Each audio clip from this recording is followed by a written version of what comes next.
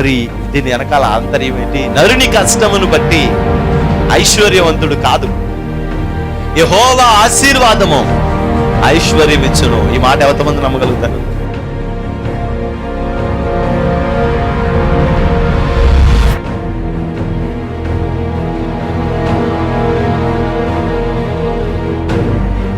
ఆ రక్షణను మనం చూడాలి, అనేక ఆత్మల రక్షణను మనం చూడాలి.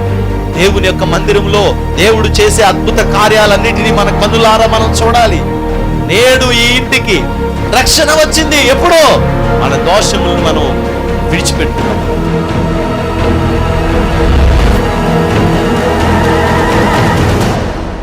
నీ పాపములు శారీరకంగా మరలా చేయకుండా సిద్ధపడి, నువ్వు ఇదిగో నా పాపాన్ని నేను వదిలిపెట్టేశాను, ఇదిగో నేను స్తుతిస్తున్నాను, నేను తప్పు చేశాను ప్రభా అని నువ్వు ఎప్పుడైతే వదిలేసి దేవుని దగ్గర ప్రార్థన చేయడం మొదలుపెడతావో, పరిశుద్ధాత్మ అగ్ని వచ్చి నిన్ను తాకి శుద్ధి చేసి ఈ పాపములో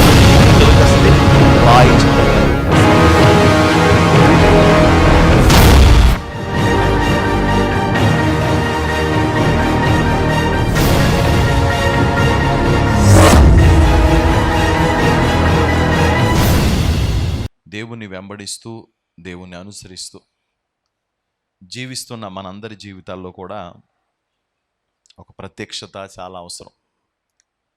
ఈ ప్రత్యక్షత మనం కలిగి ఉన్నప్పుడు మనకి కష్టం వచ్చినా బాధగా అనిపించదు, కానీ ఆ ప్రత్యక్షత మనం కలిగి ఉండనప్పుడు మనం చిన్న చిన్న సమస్యలకు కూడా పెద్దగా ఇబ్బంది పడే పరిస్థితి ఉంటుంది. అందుకే మనోళ్ళు అంటారంటే, ఇష్టపడితే గనక కష్టం అనిపించదు, ఏదైనా ఇష్టం లేకపోతే అంత కష్టంగా ఉంటుంది అని. అది ఇల్లైనా, ఇప్పుడు ఇల్లు కట్టాం అనుకోండి, ఆ ఇల్లు అక్కడ కట్టడం ఇష్టం లేదనుకోండి, మనకి అది కడుతున్నంతసేపు దరిద్రపు కొట్టి పని, ఈ పని చేయలేకపోతున్నాం, చాలా ఇబ్బందిగా ఉంది, మామూలు సమస్య కాదు ఇది, ఇలాంటివన్నీ పెడతా ఉంటాడు ఈయన, ఈ సిమెంట్తో చచ్చిపోతున్నాం అని తిట్టుకుంటానే ఉంటుంది ఆవిడ.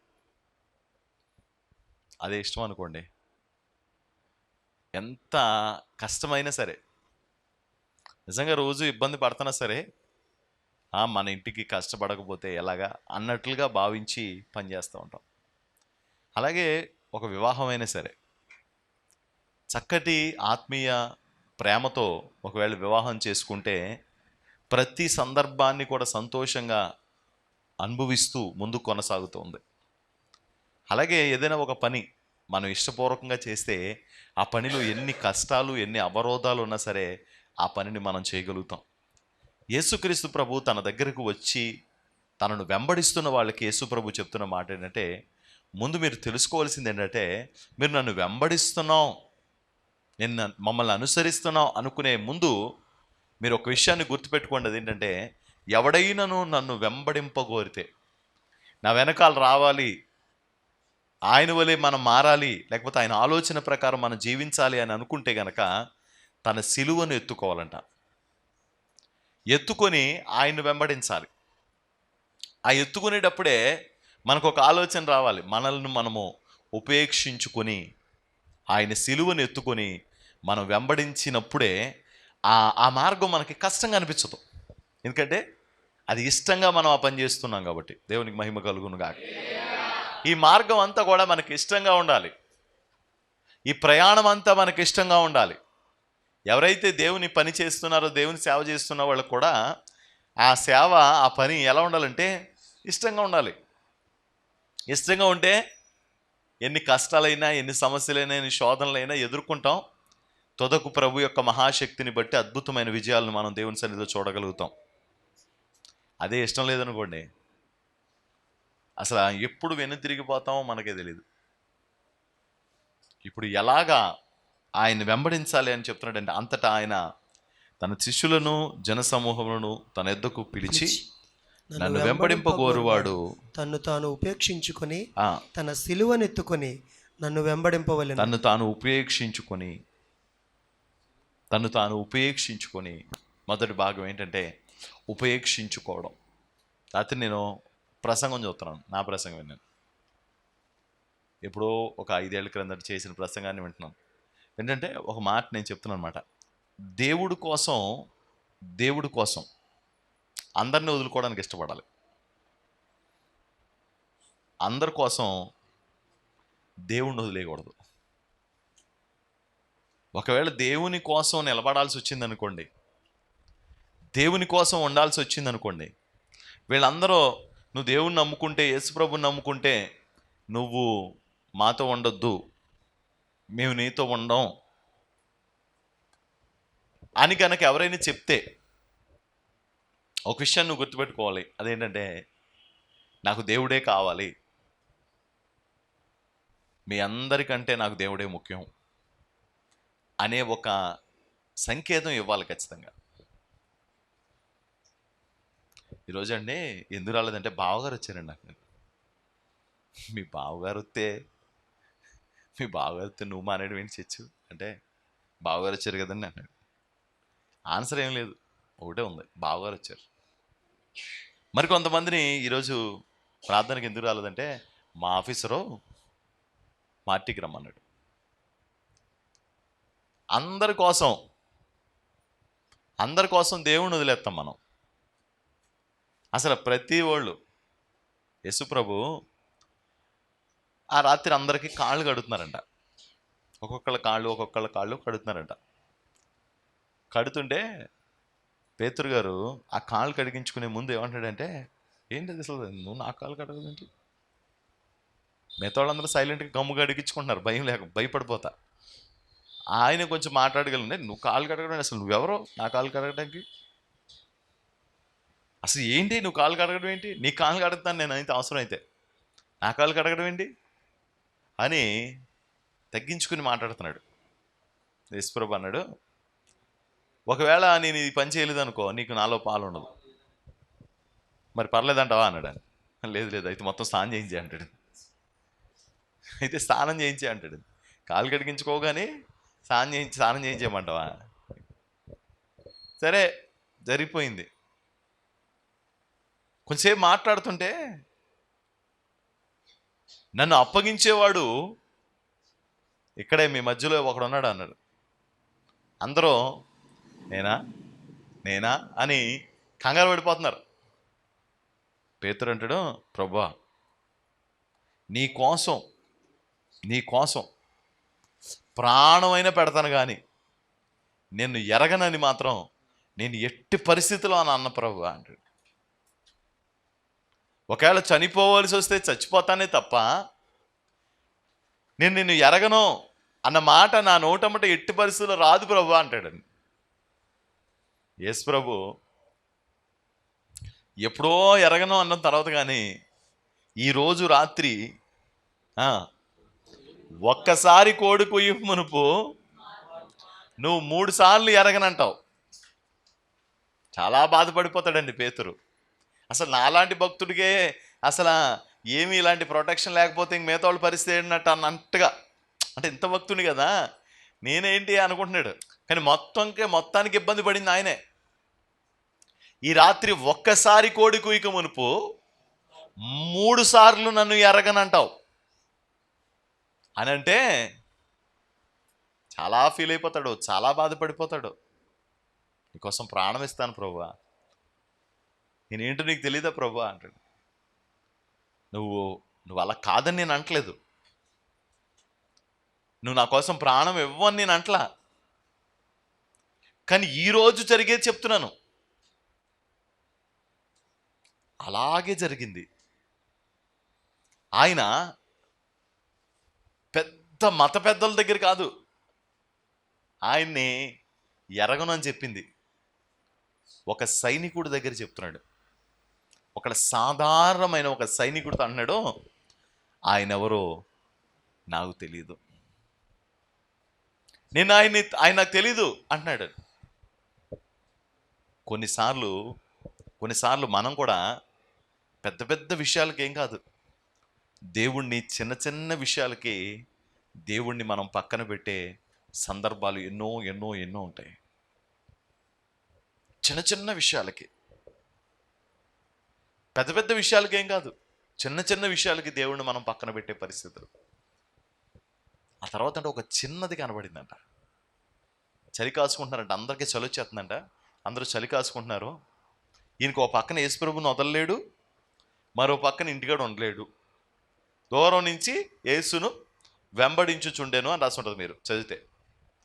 దూరము నుంచి యేసును వెంబడించుచుండును. దగ్గరికి వెళ్ళలేకపోతున్నాడు, అలాగని ఇంటికాడ ఉండలేకపోతున్నాడు. మిగతా వాళ్ళందరూ భయపడి ఇంట్లో భయపడిపోయి ఉండిపోయారు. ఓ పేతురు మాత్రం ఇంటికాడ ఉండలేకపోతున్నాడు, అలాగని ఆయన దగ్గరగా వెళ్ళలేకపోతున్నాడు.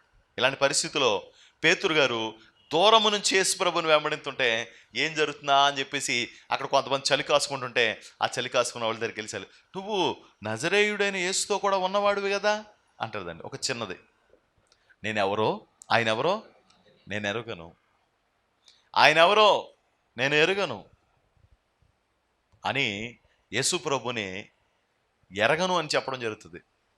చిన్న చిన్న వాళ్ళ దగ్గర, ఒక సైనికుడి దగ్గర, ఒక సాధారణమైన వ్యక్తి దగ్గర, ఒక చిన్న పిల్ల దగ్గర యేసు ప్రభుని ఎరగను అని చెప్తున్నాడండి. ఇలా కోడుకు వస్తుంది, చాలా బాధపడతాడు. అయ్యో, యేసు ప్రభు చెప్పినట్టే నేను 3 సార్లు ఎరగను ఎరగను ఎరగను అని అన్నాను ఈ రాత్రి 3 సార్లు నేను ఎరగనన్నాను అని చాలా వేదన పడుతూ ఉంటాడు.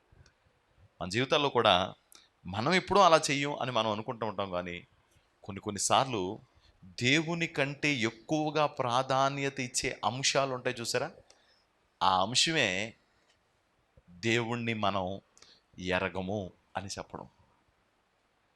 దేవుని కంటే ఎక్కువ ఇంపార్టెంట్ ఇచ్చి ఆ పరిస్థితికి, దేవుని కంటే ఎక్కువ విలువిచ్చి, ఈ లోకంలో దేవుని కంటే ఎక్కువ విలువ ఇవ్వగలిగిన వస్తువు ఏది మన జీవితంలో ఉండకూడదు. యేసు నామములో అంత విలువ ఇవ్వాలి దేవుడికి, అంత గౌరవాన్ని దేవునికి ఇవ్వాలి. మనం దేవుని పిల్లలమే అయితే గనక ఆయనకు ఇవ్వవలసిన, ఆయనకు రావలసిన, ఆయన పొందవలసిన ఘనతంతా మనం ఆయనకి ఇచ్చి తీరాలి. ఆయన వెంబడిస్తున్న మన జీవితాల్లో ఈ విషయాన్ని ప్రతి క్షణం, ప్రభువా ఎప్పుడు నేను నిన్ను ఎరగను, ఎప్పుడు నేను నిన్ను ఎరగను అన్న మాట అనకూడదు ప్రభు. మా చెల్లి పెళ్ళయింది 20 ఏళ్ళకైనా పైన మాట. పెళ్ళైన తర్వాత వాళ్ళందరూ సినిమాకి వెళ్దాం అని పట్టారు. అప్పటికి ఇంకా నేను వీళ్ళకి ఏమీ తెలియదు అసలు. ఫస్ట్ మా ఇంట్లో వాళ్ళు కూడా తెలియదు సరిగ్గా పూర్తిగా.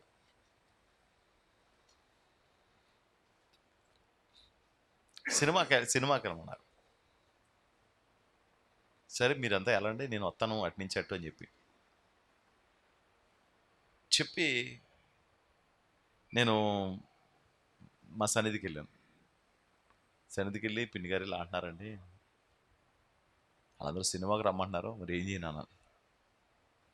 ఏం చేయనంటే, సరేనా ప్రార్థన చేస్తానులే, మీ వాళ్ళందరూ నేను కొట్టి చంపేస్తారు రాళ్ళతోని, దేనికి రావని అడుగుతారు, గొడవ పెడతారు, అది ఇది అని చెప్పి. సరే ప్రార్థన చేశారు, నేను సినిమాకి వెళ్ళాను. వెళ్ళిన తర్వాత చూసాం, వచ్చేసాం. తర్వాత 2 సంవత్సరాలు గడిచింది. మధ్యలో మెల్లగా నేను ఒక విషయం చెప్పడం మొదలుపెట్టాను. నేను యేసు ప్రభువుని నమ్ముకున్నానండి, నేను దీనికి రాను, దానికి రాను, సినిమాకి రాను తర్వాత చెప్పాను. ఓ రోజు ఏమైందంటే, మా అన్నయ్యకి మా ఇంట్లో వాళ్ళకి తెలియదు, ఇంకా కొంచెం తెలియనట్టున్నారు. నేను చెప్పగానే ఉన్నాను. ఒకరోజు ఏమైందంటే, వాళ్ళకి అబ్బాయి పుట్టాడు, వాడిని నూనెలో చూడాలి. విగ్రహారాధికులు కాబట్టి వాళ్ళు నూనెలో చూడాలి. ఈ పిల్లడు నూనె చూపించారు. ఆ నూనె తీసుకెళ్ళి గుళ్ళో ఇవ్వాలి, అక్కడున్న మాకు దగ్గరలో ఉన్న గుళ్ళో. సరే, ఈలోగా మా బావగారు ఆ గుళ్ళో ఇవ్వడానికి తీసుకుని వెళ్తున్నారు. అప్పుడు మా వాళ్ళు అన్నారు, తీసుకెళ్ళి బావగారిని తీసుకుని వెళ్ళి కూడా వెళ్ళినాను. నేను వెళ్ళిన ఎవరొకళ్ళు పంపించాను. నువ్వు వెళ్ళకపోవడమే, నీకేమైంది అన్నాడు. అలాని కాదు, కూర తీసుకుని వెళ్ళు అన్నాడు. సరే బండి ఎక్కించుకున్నాం, 2-3 వచ్చారు. వస్తే వెళ్ళాం. వెళ్ళిన తర్వాత నేను బయట నుంచున్నాను. అండి ఇదేనండి గుడి అన్నాను. అంటే ఆయన అన్నాడు, లోపల రండి, ఇదే గుడి అంటారేంటి, మీరు వెళ్ళిపోతారా ఏంటి అన్నాను. నేను ఇక్కడ ఉంటానులేండి బండి మీద, మీరు వెళ్ళరండి అన్న. ఇదేమో అంటూ బదులేండి, ఈ అరుగు మీద కూర్చోండి అన్నాడు. ఇదేమో అంటూ బదులేండి, ఈ అరుగు మీద కూర్చోన్నాను. సరే నేనేం చేశానంటే, అరుగే కదా, ఇది అరిగే కదా అని చెప్పేసి అనుకుని, పెద్ద గడప ఉంటుంది అన్నమాట, ఎక్కడో గుడి ఉంటుంది, కొంచెం మధ్యలో గ్యాప్ ఉండి లోపల ఉంటుంది గుడి. ఇక వీళ్ళందరూ కూర్చుని ఉంటే నేను వెంటనే ఆ గడప దాటి లోపలికి వెళ్ళి అరుగు మీద కూర్చుని ఉన్నా. వచ్చేసిన తర్వాత ఆ రోజు రాత్రి ప్రార్థన చేసుకుంటున్నాను మోకరించి. ప్రార్థన చేసుకుంటుంటే అసలు ప్రార్థనకి నడిపింపే రావట్లేదు. ఎంతసేపు మొరపెట్టినా, ఎంతసేపు ప్రార్థన చేసినా ప్రార్థన నడిపింపు రావట్లేదు. ప్రార్థన నడిపింపు రానప్పుడు చేసేదే ఉంది, దుకాణం బంద్. ప్రార్థన ముగించేసాం, నిద్రపోతున్నాను. నిద్రపోతుంటే కరెక్ట్గా ఆ టైంలో నేను సన్నిధికి వెళ్తున్నాను. సన్నిధికి వెళ్తుంటే దేనికి, అది కూడా వాక్యం చెప్పే అవకాశం వచ్చిందన్నమాట. వాక్యం చెప్పడానికి దేవుని సన్నిధికి వెళ్తున్నాను. వెళ్తూ ఉంటే అప్పుడు నేను గేటు తీద్దామని చెప్పేసి గేట్ ఇలా తీస్తుంటే కుక్క ఇంత ఉంది, ఆ కుక్క నా మీదకి వచ్చేస్తుంది. చాలా భయంకరంగా నా మీదకి వచ్చేస్తుంది. నేను డాలర్ పక్కలవే ఏంటంటే అది నన్ను ఎప్పుడు తెలియనట్టుగా భయంకరంగా గేట్ మీద పడిపోయి నువ్వు వస్తే చంపేస్తాను అన్నట్టుగా ఉంది. నాకు తెలుసు గేట్ తీసానంటే అది కరిసేస్తుందని. నేను గేట్ తీయకుండా పక్కుని డాలర్ అంటున్నాను. అదేం పక్క ఉంటుంది, ఈ గేట్ ఉంది కదా, ఈ గేట్ దగ్గర కుక్క అరిసేస్తుంది. నేను వెళ్ళే సన్నిధి దగ్గర ఒక పెద్ద ఆయన ఒక కర్ర పట్టుకొని కూర్చుంటే అప్పుడు ఆయన చూసి, ప్రభా ఈ డాలర్ని ఒకసారి కేకే ప్రభు, ఇది నా మీద పడిపోతుంది అన్నాను. నువ్వు లోపల గనక కాలు పెడితే నీ కాళ్ళు ఎరగొడతాను అన్నాడు. ఒక్కసారి షాక్ అయిపోయాను. ఆయన ఏదో చెప్తాడు అనుకుంటున్నాను నేను.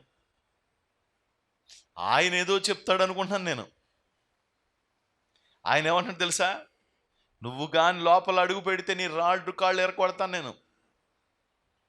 తెలివి వచ్చేసింది. దేనికి ఎరగొడతానంటున్నాడు నా కాళ్ళు? అయినా గుండె దడదడలా కాలిపోతుంది. ఎప్పుడైనా కలలో ఒక వ్యక్తిలాగా ప్రభు కనబడితే, ప్రభువా ఈ విషయంలో నేను ప్రార్థన చేస్తున్నాను, ఈ విషయంలో నువ్వు నాకు జవాబు ఇవ్వవా అని అంటే చాలా ప్రేమగా భుజం మీద చేసి మాట్లాడే వ్యక్తి. ఎన్నోసార్లు ఎదురు బదురు కూర్చుంటే ఎవరోలాగా ఆయన మాట్లాడుతున్నప్పుడు ఎన్నో సందర్భాలు అనుభవించిన అనుభవాలు ఉన్నాయి నాకు. ఆయన స్వరాన్ని విన్న అనుభవాలు నాకు ఉన్నాయి. కానీ అలాంటి ప్రేమ కలిగిన వాడు ఆ రోజు నాతో అన్నాడు, నువ్వు లోపలికి అడుగు పెడితే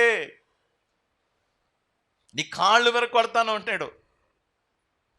నేను అలాగే ఇంకా కళ జ్ఞాపకం వచ్చి ఇంకా కూర్చుని ఏడుస్తున్నాను అనమాట. ప్రభా ఎందుకు ప్రభా నన్ను కొడతానంటున్నావు, నేనేం తప్పు చేశాను ప్రభా అంటున్నాను. అప్పుడు నాకు గుర్తొస్తుంది కాళ్ళు ఎరకొడతాను అన్నమాట. అప్పుడు మరో వాక్యం గుర్తొస్తుంది, ఏంటంటే సువార్త ప్రకటించే వారి పాదములు పర్వతముల మీద అతి సుందరములు అని. అంటే నా పాదాలు సువార్త ప్రకటించడానికి నిలబడే పాదాలు, సువార్త స్థలాల్లో నిలబడే పాదాలు. ఈ పాదాలను తీసుకెళ్ళి నువ్వు అన్య సంబంధమైన వాటిలో అడుగు పెట్టావు. నువ్వు నా గురించి నిలబడలేకపోయావు, నా గురించి ఒప్పుకోలేకపోయావు, నేను వీటిలో పాలి భాగస్తున్నై ఉండను అని నువ్వు చెప్పలేకపోయావు నా కోసం. ప్రభా ఇంత చిన్నది నువ్వు పట్టించుకుంటావా? రోడ్డు మీద ఎవరో వెళ్తా ఉంటే సిగరెట్ పీకి ఇలా పట్టుకుని సిగరెట్ కాల్చుకుంటే వాళ్ళ గురించి మనం ఏమైనా అనగలమా? వాళ్ళు మనకు బాధ్యత లేనివాళ్ళు. అదే మన బంధువులు మన స్నేహితులైతే కనుక వాడిని ఖచ్చితంగా గద్దింతాం. అదే మన పిల్లలైతే అవసరమైతే కొట్టి ఈడ్చుకొని తీసుకుని వచ్చేస్తాం. దేవుడు మన మీద అంత బాధ్యత తీసుకుంటాడంటే అర్థం ఏంటంటే మనం ఆయనకి సొంత పిల్లలం. స్తోత్రం, హల్లెలూయా, హల్లెలూయా. అప్పుడు ఆడవడం మొదలుపెట్టాను, అప్పుడు ఉపవాసం చేయడం మొదలుపెట్టాను కొన్ని రోజుల పాటు. ప్రభా నన్ను క్షమించు, ఇంక ఎప్పుడు అలాంటి స్థలాల్లో నేను అడుగు పెట్టను. ఆ స్థలంలో ఏముంటుందండి అని అంటారు మీరు. ఏముండదు. దేవుడికి ఇష్టం లేదండి. దేవునికి పలానా వాళ్ళతో మీరు మాట్లాడడం ఇష్టం లేదనుకోండి, వాళ్ళతో కూడా మాట్లాడకూడదు అంతే. మీ భర్తకి ఎవరైనా ఎవరితో అయినా మాట్లాడడం ఇష్టం లేదనుకోండి, వాళ్ళతో మాట్లాడుతున్నారు అనుకోండి, నా ప్రియమైన భార్య అంటాడండి. భార్య ఉంటారు, ఇష్టం లేని అమ్మాయితో ఆ అమ్మాయితో మీరు మాట్లాడొద్దు అన్నది అనుకోండి, మాట్లాడుతున్నారు అనుకోండి, ఆమెకి ఇష్టం ఉంటుందా? ఇష్టపడం. అలాగే దేవుడు నిన్ను ఒక పవిత్రమైన పరిశుద్ధమైన వ్యక్తిగా దేవుడు నిన్ను నిలబెట్టుకోవాలని ఆశపడతా ఉన్నాడు. అందుకని నీలో ప్రతి అణువణువు చిన్న చిన్న సందర్భాల్ని కూడా దేవుడు చూసుకుంటాడు. ప్రతి చిన్నదాన్ని కూడా దేవుడు చూసుకుంటాడు. నేను అనుకున్నది ఏంటి తెలుసా? ఆ రోజు ప్రభా, వాళ్ళైతే విగ్రహారాధన స్థలాల్లోకి వెళ్తున్నారో, అక్కడికి వెళ్ళి తింటున్నారో, అక్కడికి వెళ్ళి ఉంటున్నారో, అక్కడ త్రాగుతున్నారు, నువ్వు వాళ్ళని అడగట్లా. కానీ నువ్వు నన్ను ఈ చిన్న విషయానికి అడిగావు అని కూడా నేను దేవుడిని అడిగాను ఆ ఉపవాసంలో. మన దరిద్ర బుద్ధి కదండి, మనం పక్క వాళ్ళని చూడటం అలవాటు మనకి. వాళ్ళు ఎలా ఉన్నారు, వాళ్ళకి ఏం అవ్వలేదు, వాళ్ళు ఇలా చేశారు, వీళ్ళు ఇలా చేశారు అని మనకు అన్నం అలవాటు కదా. ఏమండి, అలవాటు అంటారా కాదంటారా? మీ అందరికి లేదా అలాంటి అలవాటు? ఉంది కదండి. మంచోళ్ళు మీరు, న్యాయవంతులు, యథార్థవంతులు, ఒప్పుకున్నారు. లేత కొన్నిటి దగ్గర ఉన్నవాడిని కూడా స్వస్థపడాలని ఉందంటే, ఆడు స్వస్థపడాలని ఉందని డైరెక్ట్ చెప్పకుండా ఏమంటాడంటే, నాకు దింపడానికి ఎవడో లేడు, నేను దిగేలోపు ఎవడో ఒకటి దిగిపోతున్నాడు కానీ నేను దిగలేకపోతాను అంటాడు. మరి బాబు, నీకు సరిగ్గా సమాధానం చెప్పడం కూడా రాదేంట్రా బాబా అన్నాడంటే. సరిగ్గా చెప్పడం కూడా రాదు. ఓ భక్తుడు అంటాడు, ఈడు బాగుపడలేదు అని ఏడుపు కాదంట, పక్కోడు బాగుపడ్డాడు అని ఏడుపు అంట. వీడికి 38 సంవత్సరాలు ఎందుకు పట్టేసిందో తెలుసండి స్వస్థపడ్డానికి? 38 సంవత్సరాలు ఎందుకు పట్టిందంటారా? ఈడు బాగుపడలేదని బాధ కాదు, పక్కోడు బాగుపడిపోయాడని బాధ. ఈడేమో కడుపు నిండా తినలేడు. ఎవడైనా ప్లేట్లు ఏం తీసుకుని తింటాడు అనుకోనే, దున్నపోతులాగా ఎంత తింటాడు. మనం తినలేం కాబట్టి తిన్న వాళ్ళని చూసి ఏం చేయలేదు, సంతోషించాలి. కానీ ఇంత ఇంత తింటాడు, ఇంత ఇంత ఇంత దున్నపోతు పంది తిన్నాడు తింటాడు. కొన్నాడు తిన్నాడు కదా, మనకి గ్యాస్ నొప్పి, మన కడుపుకి అదే పని చేస్తుంది. మనం అంతకు మించి తిని ఏడలేము. కరువు ఓడుకో ఏదో దేడుకో అనుకుంటా, ఓ ఆతృత ఎక్కువ అంట వేసారమ్మా, ఓ ఆకులు ఎక్కువ వేసుకుంటాడంట ఆయన. కాదు ఏదో ఉంటుంది అన్నమాట. ఆడికంట ఆకు నిండా వేసేసుకుంటాడంట, కానీ తినడానికి మాత్రం తినలేడంట. ఆతృత అదో మంచి సామెత ఉంటుందండి. ఆ సామెత అక్కడ ఎత్తే భలేగా అది పండుతుంది. ఆ సామెత అక్కడ ఎత్తే కనుక బాగా పండుతుంది అన్నమాట. ఆ ప్లేట్లో ఓ పెడేసుకుంటాడంట, ఓ తినేయాలి ఆడేసుకున్నాడు, ఈడేసుకున్నాడు, చికెనా వేసి, మటనా వేసి, పందె వేసి, కుక్క వేసి, అన్నీ ఏం చేసుకుంటాడు. మొదలెడతాడు తినలేడేవి. వీడికి మహా ఆతృత. వీడు తినలేకపోతున్నాడని బాధ కాదంట, ఆడు తినేసాడని బాధ. అలాగే చాలామంది జీవితాల్లో ఉంటాయి. వీడు బాగుపడలేదని కాదు. దేవుడు అంటున్నాడు, నువ్వు రావద్దు నా దగ్గరికి, నువ్వు నుంచున్నావు, నువ్వు నా కొరకు అన్ని విషయాల్లో నిలబడాలి, అన్ని విషయాల్లో నిలబడాలి. అన్ని విషయాల్లో మనం దేవునికి మాదిరి చూపించాలి. దేవునికి స్తోత్రం, హల్లెలూయా.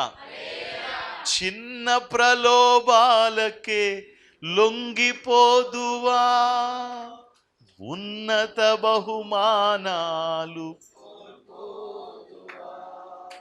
చిన్న ప్రలోభాలకే లొంగిపోదువా, ఉన్నత బహుమానాలు కోల్పోదువా. రోషము గలవాడు నీ దేవుడు, క్రమము లేని సేవను సహించడు.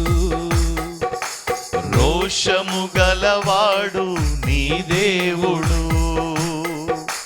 క్రమము లేని సేవను సహించడు, నమ్మకత్వంతో పని చేస్తే దీవిస్తాడు. నమ్మకత్వంతో పని చేస్తే దీవిస్తాడు. సేవకుడా నీ భాగ్యం ఎంత గొప్పది, సేవ చేయు నీ బ్రతుకు ధన్యమైనది. సేవకుడా నీ భాగ్యం ఎంత గొప్పది, సేవ చేయు నీ బ్రతుకు ధన్యమైనది. బలవంతుడిగా ఉండుమా, క్రీస్తు యేసు కృపతో నిండుమా. బలవంతుడిగా ఉండుమా, క్రీస్తు యేసు కృపతో నిండుమా. సేవకుడా నీ భాగ్యం ఎంత గొప్పది, సేవ చేయు నీ బ్రతుకు ధన్యమైనది. సేవకుడా నీ భాగ్యం ఎంత గొప్పది, సేవ చేయు నీ బ్రతుకు ధన్యమైనది. చిన్న ప్రలోభాలకే లొంగిపోదువా, ఉన్నత బహుమానాలు కోల్పోదువా. చిన్న ప్రలోభాలకే లొంగిపోదువా, ఉన్నత బహుమానాలు కోల్పోదువా.